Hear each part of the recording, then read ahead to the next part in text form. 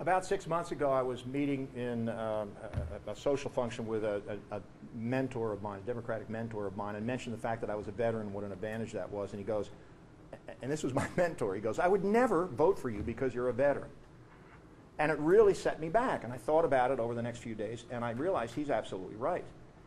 Veterans are among the most venerated segment of our society, and yet they're not venerated because they are veterans. They're venerated because, specifically to your question, the qualities that they have learned to live with as part of their culture and as part of their lifestyle. I went to the U.S. Air Force Academy. Our honor code was, "I will not lie, steal, or cheat, nor tolerate among us anyone who does." That was really difficult for a lot of my fellow cadets. It was not difficult for me. I never felt the honor code. I never even thought about the honor code because my mother, who's in the back of the room, my mother raised me to believe that that should be a part of your life. That's what veterans bring to the table. They bring a standard of integrity and performance and self-sacrifice and public service.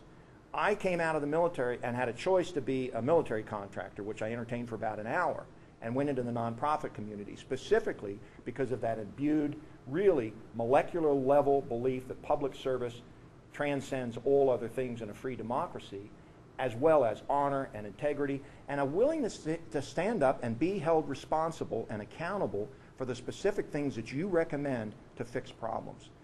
And not to mention the fact that I've lived my whole life in pretty high stakes environments where problem fixing and problem solving is sort of the name of the game. Oh, I feel that I've got a wonderful background to represent this district and to bring change, because I've been working on change for my whole career. I've, as you know, spent 30 years fighting for affordable health care, working with all kinds of people in the Congress, advocacy groups, everyone, to try to get a handle on this problem and to address it. And as I said very briefly at the beginning, I've been training the nation's future military leaders on how to make change and solve problems. And whether it's in the military or in nonprofit world or in our government, all levels of government, I am so proud to see my students carrying on what I taught them, which is to base policy on evidence, to listen to others, to bring people to get together, to stand up for principles, and to move the nation forward and bring results and change to the people who are counting on us.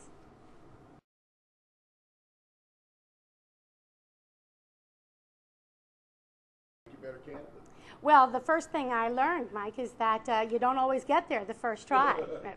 and it is a very important reason for coming back. Mr. Wolf lost a primary, and then ran twice before he was elected. And this is a district that likes to get to know its candidates. And so that was the first thing I learned, is that I was going to have to do more to get to know, for people to get to know me. I'm very proud that in '06 that 100,000 people, give or take a couple of thousand, came out to vote for me. We came out of nowhere. People did not know me then.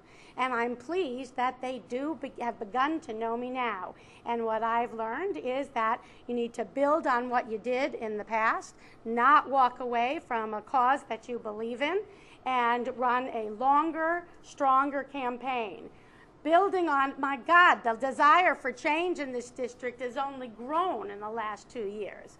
And so I am doing everything I can to communicate with voters at the doors, in the mail, or will be, and through the media, to let the voters know that I am an alternative to Frank Wolf. And I believe that I am the alternative, the candidate, who will bring us the change that we're looking for.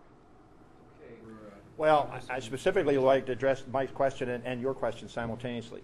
And your question, Mike, brings into specific relief the issue of electability in this race. It is so important, as I mentioned, for us to pass meaningful legislation in the Congress and do it by electing Democrats. That means we have to run the right Democrats. My opponent raised a record amount of money in the last election. She is on a glide path right now to raise even more money in this election. She lost by 16 percentage points. She did not carry a single county in the 10th Congressional District. And she lost by 16 points in the very same election that Jim Webb showed us how to win.